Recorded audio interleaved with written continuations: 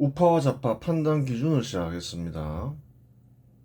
지금까지 7가지 기준에 대해서 살펴보았죠.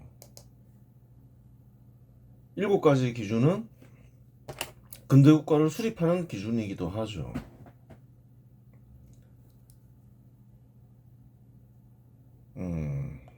근대국가 수립은 무엇을 하는 것인가요? 민간기업을 육성하는 거라는 거예요. 사람들이 그걸 잘 모르는 거예요. 실제로 삶에 필요한 역사를 안 가르치기 때문에 그런 거죠. 농경이 시작된 뒤로, 아니 인류 역사 전체적으로 인류는 빈곤에 시달렸다는 거예요. 풍요를 누리는 시기에는 그다지 없었다는 거예요. 절대 빈곤에 시달렸죠. 농경이 시작된 뒤로 왕국이 세워졌고, 그리고 신분제도가 수립되었고 상공업을 통제했다는 거예요. 어느 국가나. 그랬더니만 빈곤에서 벗어나질 못했다는 거예요. 그러니까 상공업 통제를 폐기하고 민간 기업을 육성했죠. 그랬더니 어떻게 되나요? 국가는 번영하고 국민들의 삶은 크게 향상되면서 빈곤에서 탈출했죠. 그러니까 민간 기업 육성이 일단 핵심이다. 근데 민간 기업 육성하기 위해서는 어떤 조치들이 필요한가? 여러 가지 조치들이 필요하죠. 자유로운 경제 활동, 신분제도 폐기, 사유재산 보장, 여러 가지가 있다는 거예요. 여러 가지를 해봤자 6가지죠. 기본적으로 6가지지만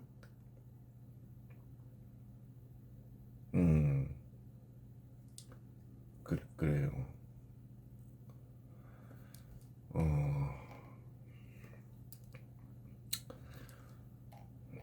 6가지이긴 하지만 또 이제 그 세부적으로 들어가면 또 다양한 조치들이 있죠. 역사적 조치들이.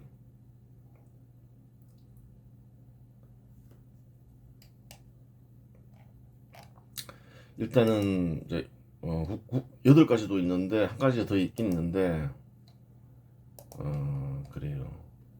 이건 다음에 뭐 첨가로 넣는 걸로 하죠.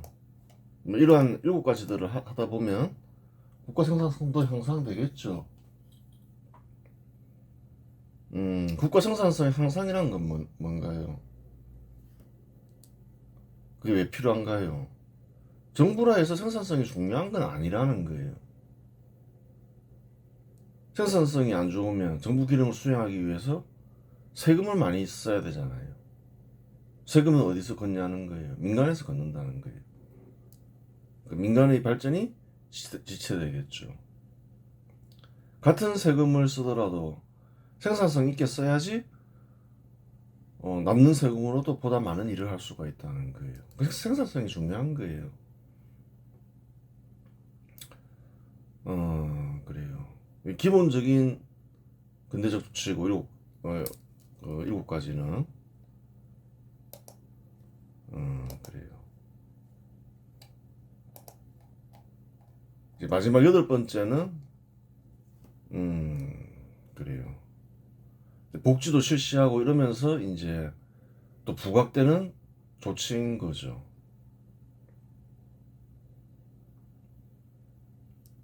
그래요. 뒤에 별도로 다루기로 하고 추가되는 조치이죠. 한번 결론을 내려보자는 거예요. 이제까지 근대화 세력을 판단하는 기준과 근대화를 위한 조치들을 한국의 역사를 통해 살펴보았죠.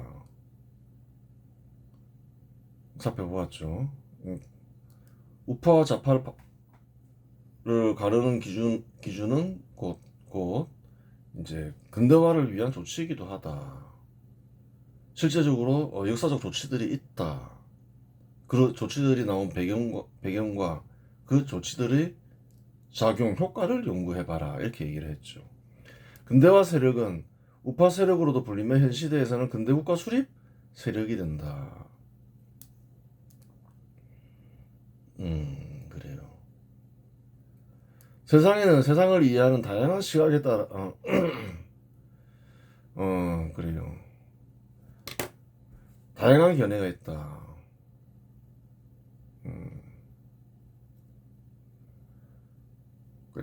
다양한 시각에 따른 다양한 견해가 있죠.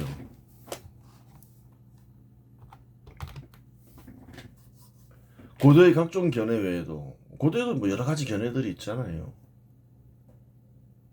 세상을 이해하는 동양만 하더라도 뭐 유관이 도관이 뭐 법관이 많잖아요.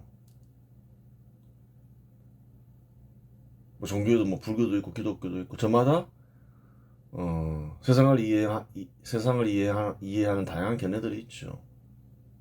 뭐 현 시대에 생겨난 것도 많죠. 자유주의, 공산주의, 아나키즘, 페미니즘, 환경주의, 실존주의, 실용주의 등이 있다. 뭐 현 시대에 생겨났다고 보기는 어렵고 뭐 현대화된 뭐 주의들이다 이렇게 보면 되는 거죠. 뭐 공산주의라 해서 뭐 옛날에 없었냐는 거예요. 다 있었지 뭐. 아나키즘도 그렇고 그래요. 현대화되었다 이렇게 볼 수 있는 거죠. 정치, 경제, 사회, 국가, 나아가 인간을 이해하기 위하여 이러한 것들을 따로 공부할 필요는 없다. 다양한 견해들이 있을 수 있다는 거예요. 그러면서 이제 뭔가를 주장하는 거예요.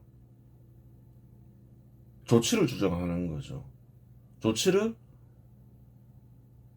정당화하기 위해서 이제 이런 주의들이 먼저 설명이 되고 조치를 얘기를 하는 거죠. 세상에는 고대 왕국을 건설하기 위한 조치와 근대화를 위한 조치 외에는 없다. 왜 공부할 필요가 없다고 얘기하나요?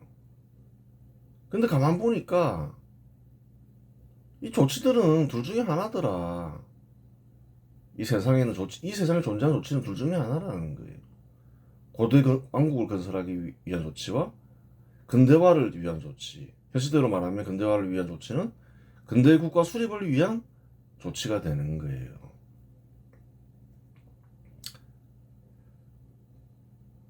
그래요. 뭐 공산주의 뭐 새로운 거냐? 현대 공산주의. 사유재산을 제한해야 된다. 사유재산을 폐기해야 된다. 그게 뭐 새로운 거냐는 거예요. 그러니까 고대 왕국이 그렇게 했다는 거예요.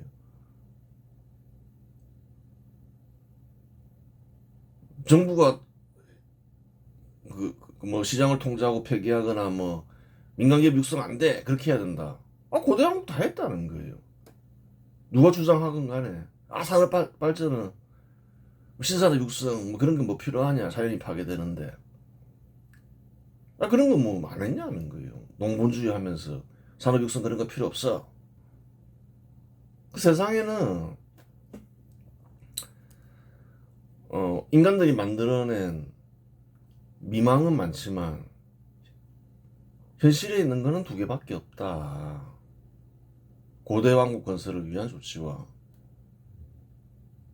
뭔가요?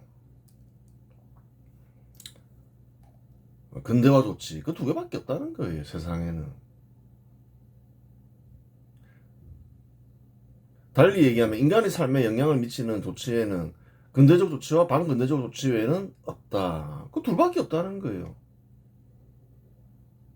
사람들을 현혹하는 말을 할 수가 있는 거예요. 그냥 물어보면 되는 거예요. 그래서 뭐 하자는 거냐?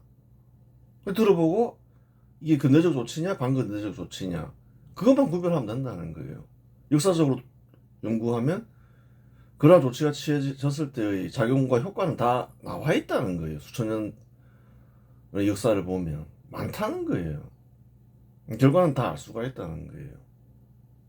필요 없다. 이런 개변들은 뭐 개변일 수도 있고 아닐 수도 있겠지만 뭐 근대화 인연 같은 거는 개변이 아니죠. 얼마든지 사람들이 상상 속에서 개변을 만들 수 있다는 거예요. 근데 근대화 이념은 다르다는 거예요. 상상 속에서 만들어진 게 아니다. 역사적 근거 속에서 조치와 작용들을 보고 만들어진 게 근대화 이념이다. 하지만 다른 것들은 그렇지 않다. 얼마든지 사람들을 현혹하는 미사여구를 쓸 수 있다. 근데 그런 거 다 필요 없다. 그래서 하자는 게 뭐냐? 조치만 말해봐. 그것만 알면 된다. 그래서 그 조치가 아, 근대화 조치냐? 근대적 조치냐? 반근대적 조치냐? 그것만 알면 된다는 거예요. 결과는 남아 있는 거니까. 그렇게 되는 거예요. 따라서 그러한 조치가 일으키는 작용이 일어난 결과만 연구하면 정치, 경제, 사회, 국가, 나아가 인간을 이해할 수 있게 된다. 실제로 이제 어떤 일들이 일어나느냐, 그걸 다 알 수 있게 된다는 거예요. 굳이 상상 속에서 만들어진 개변 같은 걸 공부할 필요는 없다는 거예요. 언급한 것들을 탐구하여 인간을 해롭게 하는 고대 왕국의 조치는 폐기하고 고대 왕국의 조치를 취하는 집단이나 개인이 있으면 저지하거나 응징하면 된다. 사고치지 못하게 하는 게 제일 좋죠. 사고를 치면 이제 비참한 일들이 일어나죠. 잘 살던 나라가 절대 빈곤에 시달리게 되고 인권이 유린되게 되고 그래요. 그렇게 되는 거예요. 반대로 어떤 조치가 근대화 조치에 해당하면 이로움을 검토한 뒤 지지하고 실시하면 그만이다. 공부를 어렵게 하지 마라. 공산주의를 이해한다고 혹은 환경주의건 그런 것들을 이해하기 위해서 주의를 이해하기 위해서 책 10권 20권 읽을 필요 없다. 그 얘기를 하는 거예요. 아무리 그럴듯한 말로 사람을 현혹해도 취하고자 하는 조치가 사유재산 제한, 민간기업 육성 반대, 시장 제한 등과 같이 반근대적 조치이면 그러한 조치는 결국 고대 왕국의 조치를 따름이고 인간에게 해로운 조치이다. 그런 거 다 고대 왕국이 다 했다는 거예요. 그에 따른 고대의 관습적 생각들이 있죠. 생각도 그에 따른 감정 다 있다는 거예요.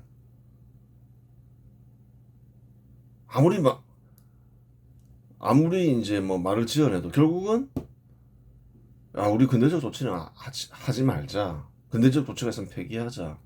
고대 왕국의 조치가 좋아. 결론은 그거라는 거예요. 뻔하다는 거예요. 왜? 세상에는 두 가지 조치밖에 없기 때문에 그렇다는 거예요.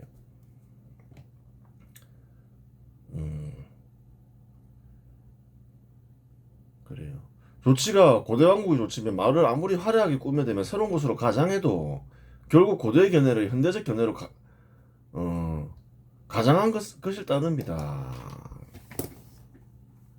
조작한 것일 따릅니다. 그렇게 되는 거예요.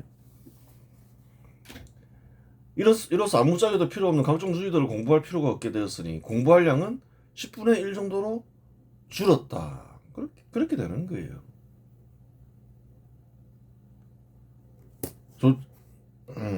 조치와 작용, 결과를 탐구하고 확인만 하면 되는 거예요. 역사 속에서. 공부량이 대폭 줄어들잖아요.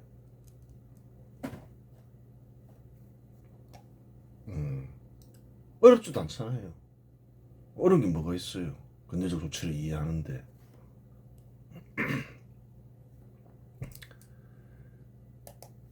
그래요. 현 시대에서 근대화 조치는 근대국가 수립 조치로 나타난다. 근대화 조치는 뭐냐는 거예요.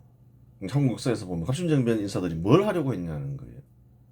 근대국가를 수립하려고 했다는 거예요. 조선 총독부가 한 일이 뭔가요? 근대국가 수립이라는 거예요.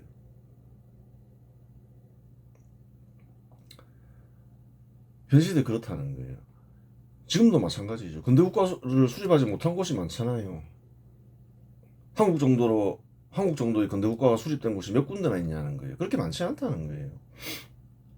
전 세계의 시장이 하나로 통합되고 사람들의 자유로운 활동 범위와 투자 범위가 전 세계로 확장되면 굳이 여러 국가가 존재할 필요가 없으니 근대국가 수립 세력은 세계화 세력으로 변모하겠지만 현 시대 발전 단계는 아직 그와 같은 단계에 이르지 못했다. 현 시대에는 근대화의 정도가 아직 한국 정도에도 이르지 못한 국가들이 대부분이기 때문이다. 그 얘기했잖아요. 근대화 문명은 시작된 지 한 200년 정도인데 근대 국가가 어느 정도 수립된 곳은 그렇게 많지 않다. 그 문명이라는 거는 자생적으로 생길 수도 있고 안 그런 경우도 많죠. 안 그런 경우가 더 많을 수도 있어요. 고대 문명도 그러하거니와. 부끄러워할 필요는 없다는 거예요. 뭐 자생적으로 생긴 곳이 몇 군데나 있냐는 거예요. 자생적으로 안 생기면 대부분 다 식민지를 겪는다는 거예요. 고대 문명도 그랬을 거라는 거예요. 부끄러워할 필요 없다.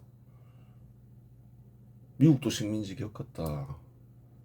뭐 고대 문명이 찬란했던 다른 곳도 마찬가지다. 인도, 뭐 중국은 식민지까지 안 갔지만 그 영토를 대부분 다 상실했었죠, 한때. 뭐 특별히 다를 거 없다. 부끄러워할 이유 없다. 그래요. 단 한국은 전 세계적으로 보면 수많은 나라들이 있잖아요. 굉장히 빨리 달성한 것이다. 잘 유지하고 계속 번영하는 게 중요하다. 뭐 잘못된 건 없다, 특별히. 뭐 더 좋은 길도 있었지만, 그래요. 뭐 과거를 되돌릴 수는 없잖아요. 만족하고 지금 잘 나가고 있으니 계속 유지 번영시켜라. 그렇게 얘기할 수 있는 거예요. 앞에서 신산업 육성 단계를 살펴보았다. 그렇죠. 6단계가 있다 했죠. 신산업 육성은 근대화 조치에 해당되지만 다른 근대적 조치들이 선행되지 않으면 신산업 육성은 실패한다. 제일 먼저 민간기업 육성을 다룰 때 신산업 육성을 살펴보았죠. 그래요. 그런데 신산업 육성은 뭘까요? 근대화의 꽃이라는 거예요. 근대화가 충분히 달성되지 않은 곳에서 신산업 육성이 잘 안 된다는 거예요. 신산업부터 하겠어. 실패할 확률이 뭐 거의 100%라고 봐도 된다는 거예요. 농업 국가에서 돈 좀 있다고 예를 들어서 아랍 국가들이 돈이 있죠. 반도체 산업 육성하겠어. 뭐 되냐는 거예요. 다 되는 조건들이 있다. 돈 있다고 되는 것도 아니다. 20세기 소련이나 동독, 북한 등과 같은 공산주의 국가들은 민간기업이나 시장 육성, 사유재산 보장과 같은 근대적 조치를 부정하고 민간기업 시장 사유재산을 폐기한 채 신산업 육성을 시도했다. 물론 신산업 육성은 실패한 것은 물론이거니와 실패했죠. 뭐 그래서 다 멸망했잖아요. 기존의 산업도 쇠퇴하여 빈곤에 시달려야 했다. 다 빈곤에 시달렸죠. 그 전보다 더 못 살게 됐죠. 사람들 굶어 죽고 그랬잖아요. 아휴, 근대화 조치 싫어. 나는 시장도 싫고 민간기업도 싫어. 고대 왕국의 조치가 좋아. 신산업만 육성되면 좋은 게 아닌가?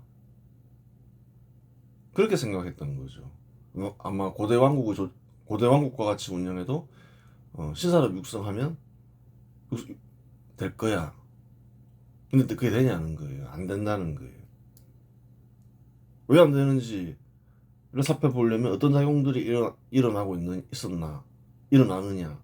그런 걸 이제 연구를 해야 되는 거죠.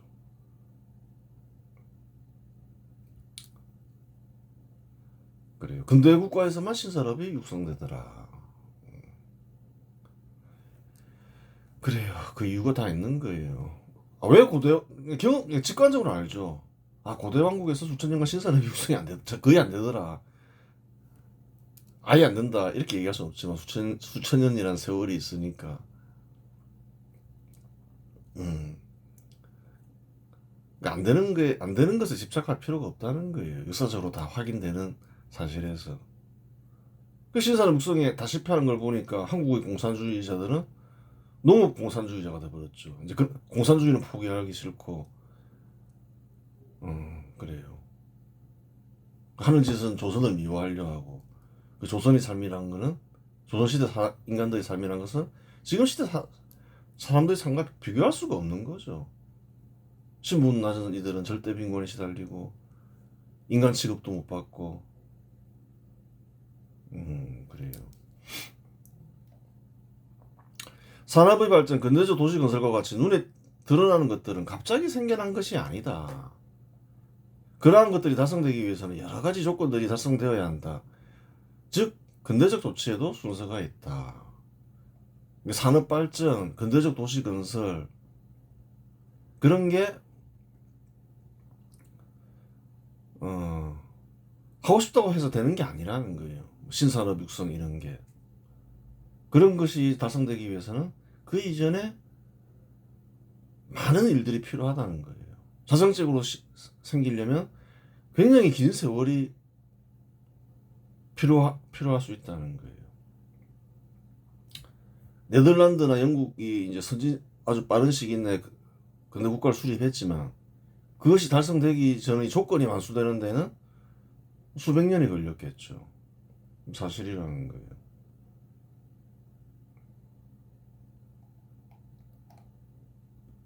만일 고대 왕국이나 원시적인 상태에 있는 사회에서 근대 국가를 수립하고자 하면 다음과 같은 조치를 취해야 한다.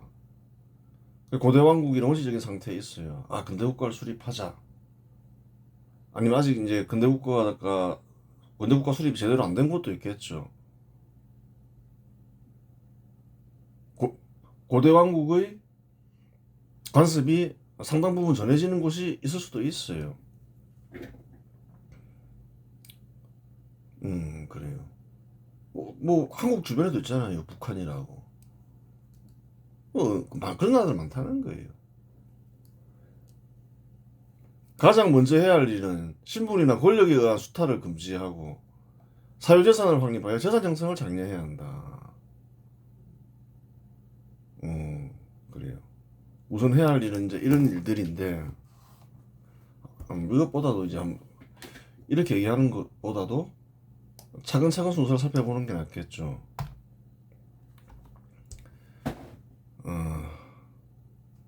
그래요.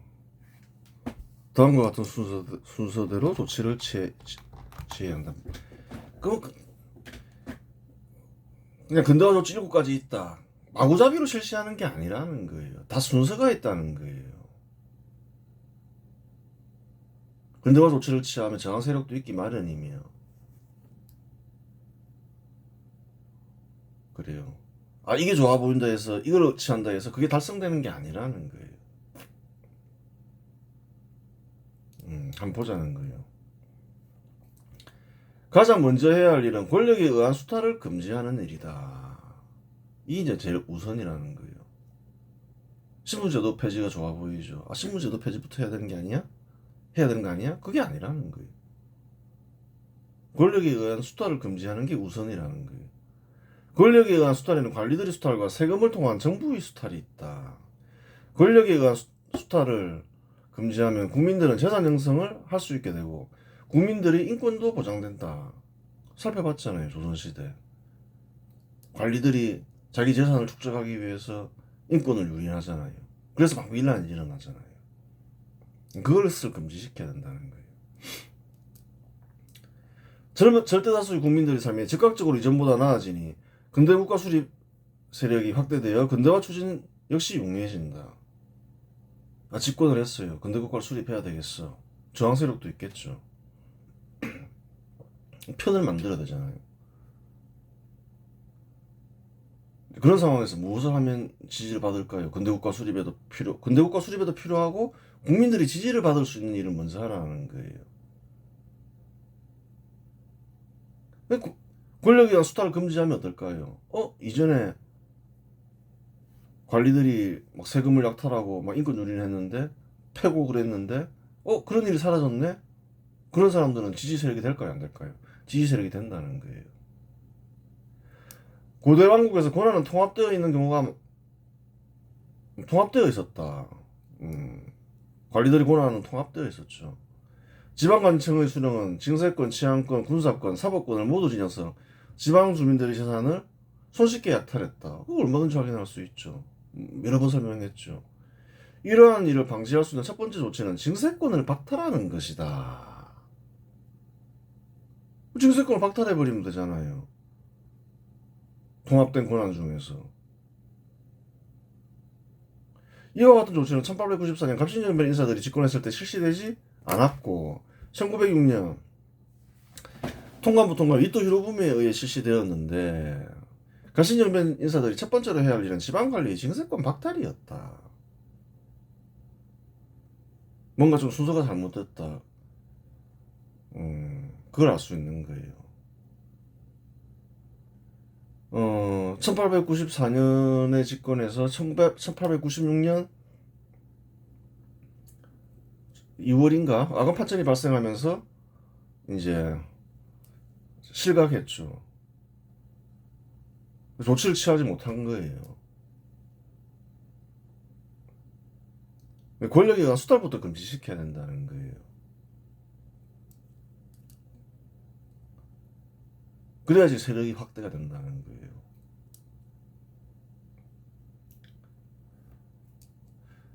아, 개혁이 좋은 것이구나. 그걸 느낄 수가 있다는 거예요. 저소득자의 세금 부담을 완화하고 소득에 따른 세금을 부과하는 일은 언급한 조치 다음으로 실시될 수 있는 조치이다. 함부로 세금을 부과했죠. 이 조치 역시 1907년 이토 히로부미에 의해 실시되었는데 이 역시 갑신정변 인사들이 우선적으로 취해야 할 조치였다. 소득에 따른 세금을 부과하는 일은 세법을 정비해야 하므로 시간이 걸릴 수도 있다. 이 경우 우선적으로 해야 할 일은 저소득자의 세금을 최대한 감면하고 필요한 세금을 혜택을 받는 신분이 높은 이들에게 부과하는 것이다.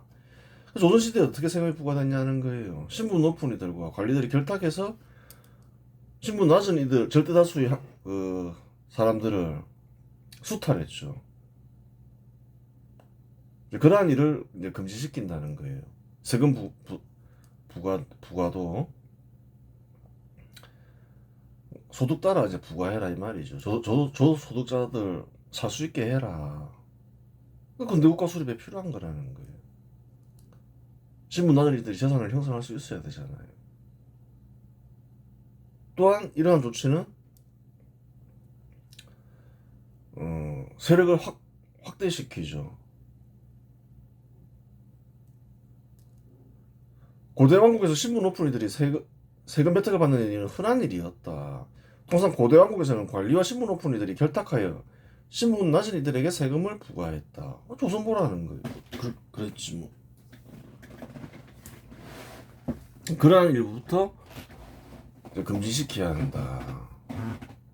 그거는 이제 군대국가 수립에 필요한 조치이기도 하고 앞에서 다 살펴보았죠. 또 뭔가요? 세력을 확대하는 조치이다. 그렇게 되는 거예요.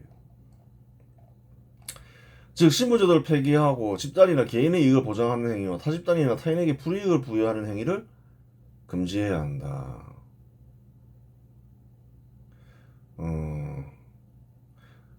그래요. 신분제도 폐기도 이제 중요한 일이죠. 이건 좀 뒤에 이제 보죠. 이와 같은 조치가 쉬울 것 같지만 저항 세력이 있으면 내전이 발발하여 수십만 명에서 100만 명 이상이 사망할 수도 있으며 수백 년의 세월이 걸릴 수도 있다. 하지만 군대 국가를 수립하자는 열망이 널리 퍼져 저항이 약한 곳에서는 손쉽게 이와 같은 조치를 우선적으로 취할 수 있다. 근데 이제 그 신분제도 폐지는 좀 우선순위에서 밀린다는 거예요.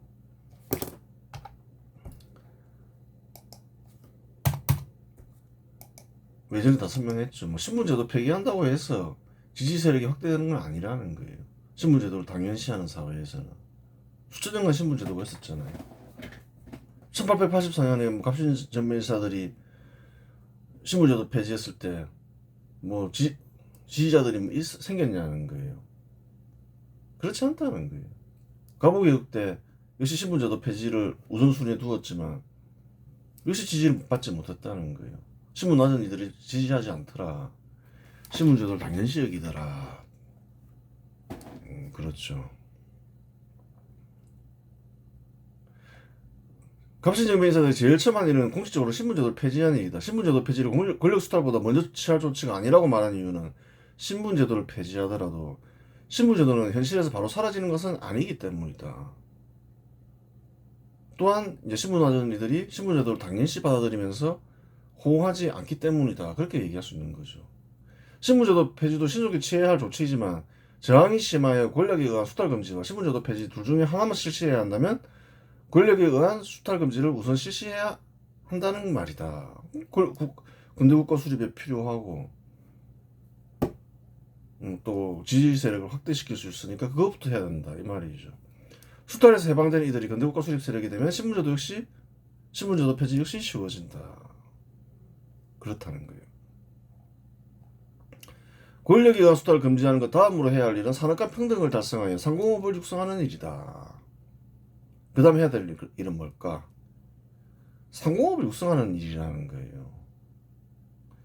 고대 왕국에서는 상공업을 통제하여 상공업자의 소득은 정부에 의해 약탈당했다. 사실이죠 뭐.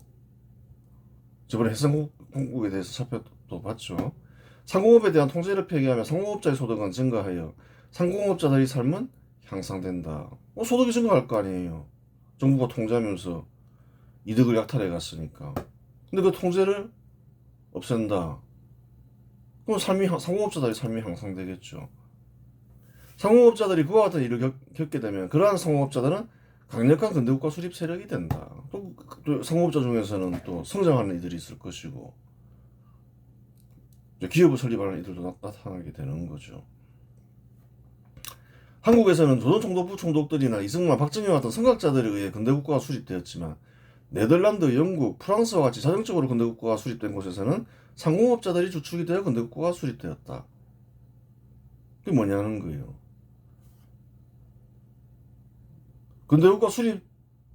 강력한 근대국가 수립 세력 인사들이 필요하다는 거예요. 그러면 뭘부터 해야 될까요? 다른 국가를 보니까 상공업자들이 강력한 근대국가 수립 세력 인사들이더라. 그럼 뭘 해야 되냐는 거예요. 상공업에 대한 통제부터 폐기했어야 된다는 거예요. 그래요.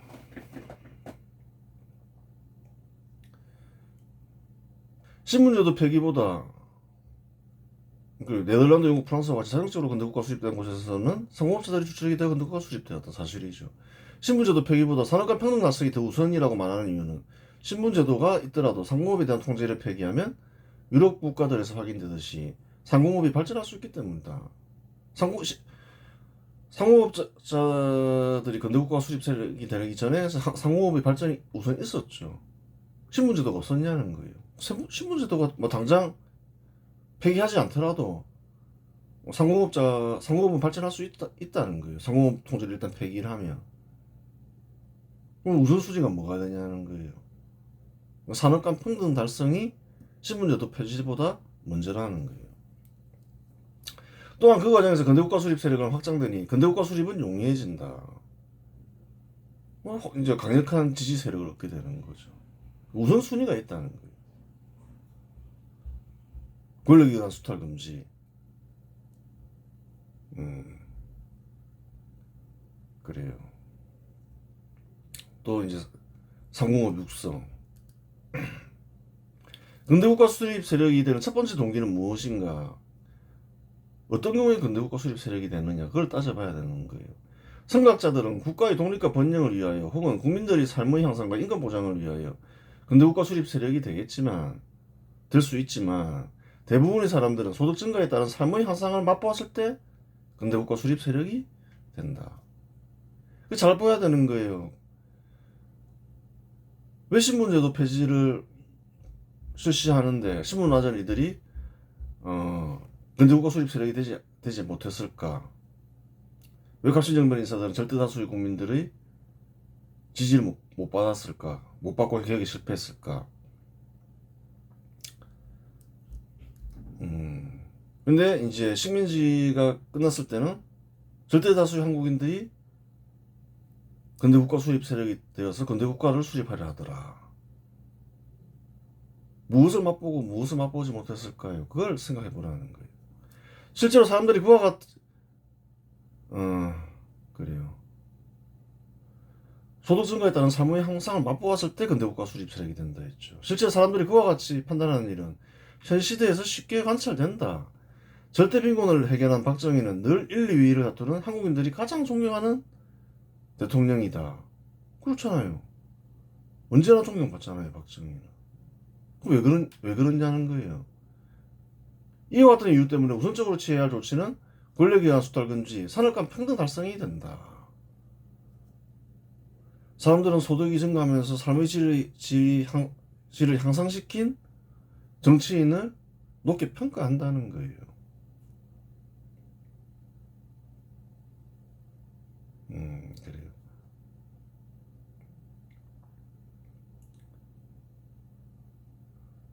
이와 같은 이유 때문에 우선적으로 취해야 할 조치는 권력에 의한 수탈 금지, 산업간 평등 달성이 된다. 그렇죠. 1884년 갑신정변 개혁안에는 해상 공국을 폐지하여 산업간 평등을 달성하는 조치가 있다.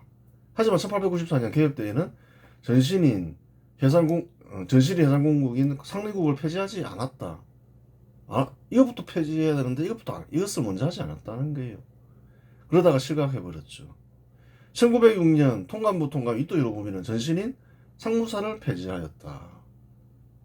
그 이토 히로부미가 제일 먼저 한 것들이 뭐냐는 거예요. 징세권 박탈, 상무사 폐지라는 거예요. 그것은 당장 이제 절대다수 한국인들이 이로움을 누릴 수 있는 거라는 거예요. 삶이 향상된다는 거예요. 그와 같은 조치를 실시하기 전에 개화파 인사들은 실각하여 그와 같은 조치를 취할 수 없었다. 그렇죠. 갑신정변 인사들은 취해야 할 조치의 우선순위를 잘못을 설정한 것이다. 그래요. 신분제도 폐지, 아름다운 말이죠. 근데 호응이 없더라는 거예요. 사법부호 개혁, 인권 보장이죠. 근데 별 호응이 없더라는 거예요. 근데 그런 것이 그런 것도 취해야 할 조치이지만 그게 먼저가 아니었다라는 거예요.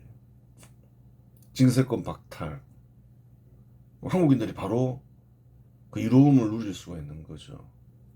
상공업 육성, 상공업 통제 폐기, 상공업자들이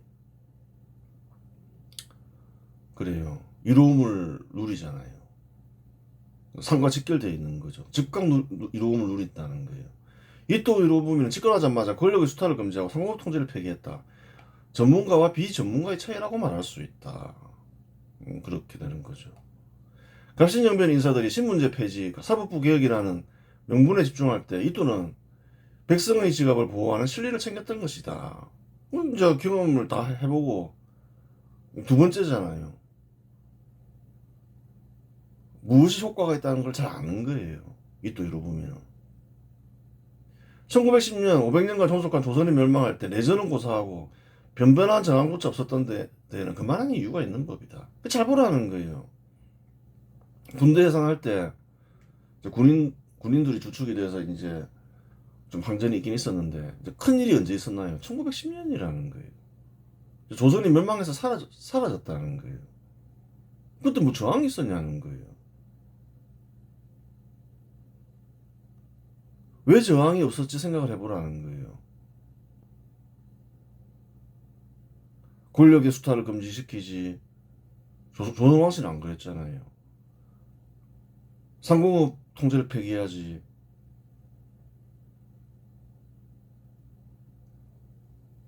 그렇게 계획을 맛보게 한다는 거예요. 그 얘기했잖아요. 경쟁 관계에 있었다. 그래요. 조선왕실을 어떻게 했나요?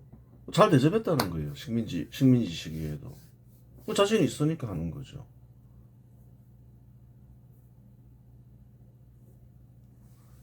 그렇게 되는 거예요. 그래요. 근대화 조치는 기본적으로 7가지가 있지만 처음에 이제 근대국가 수립할 때 필요한 조치는 7가지가 있는데 그냥 막 실시하는 게 아니다. 순서가 있다. 그런 게 있는 거예요. 이번 시간에서 마치겠습니다.